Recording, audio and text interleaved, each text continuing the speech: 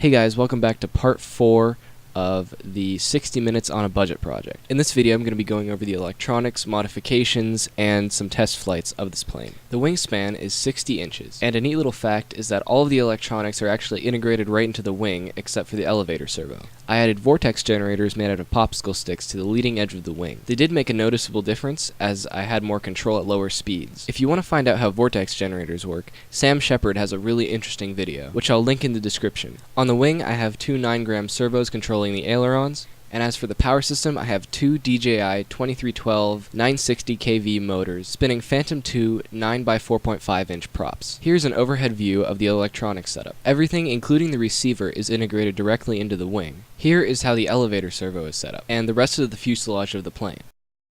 I also added landing gear and a custom detachable, droppable cargo bay. The bay door is hooked up to a servo, meaning I can open and close it multiple times without losing operation. Here's what the inside looks like, and I demonstrate how the servo can open and close the door. That deserves a thumbs up. Here's the cargo bay next to the fuselage, detached. This way I can do my tests without having to worry about aerodynamic drag. The way it detaches was a bit of an afterthought, as the rubber bands are crisscrossed and tensioned oddly, but it does the job well. Here is the battery slot, which opens up to store two huge 4-cell 3300 mAh LiPo batteries wired in parallel.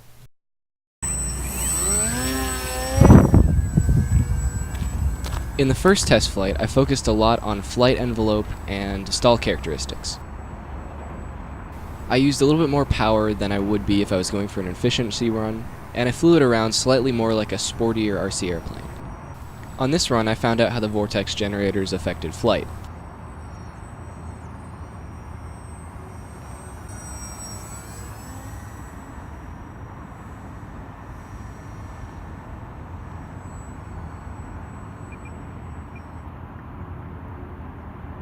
The plane would still tip stall like it did last time, but because of the vortex generators, I had a lot more control over how the plane acted after the stall.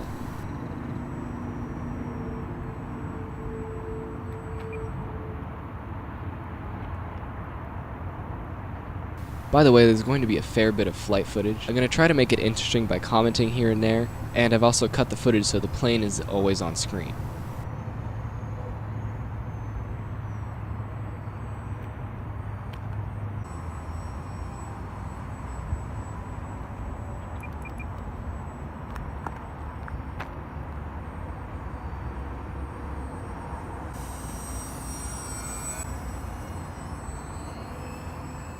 Oh cool, I found a clip that's mildly interesting.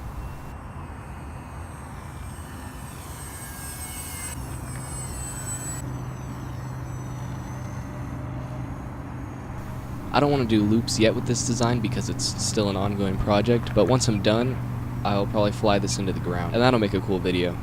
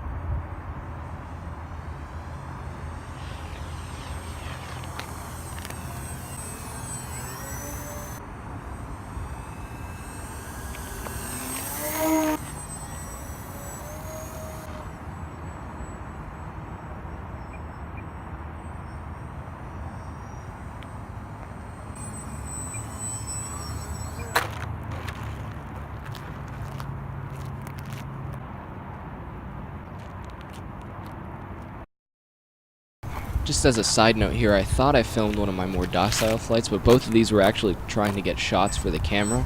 So, especially this one, you'll get some, I guess, fairly entertaining shots. But I did fly it where I cruised at a lower throttle, and the percent drain rate matched the one that I had gotten before. Sorry I keep referencing percent drain rates. My battery checker, that is the only thing I have at the field, has a battery percent indicator which is easier to judge at the time. Also, onboard data collectors are expensive.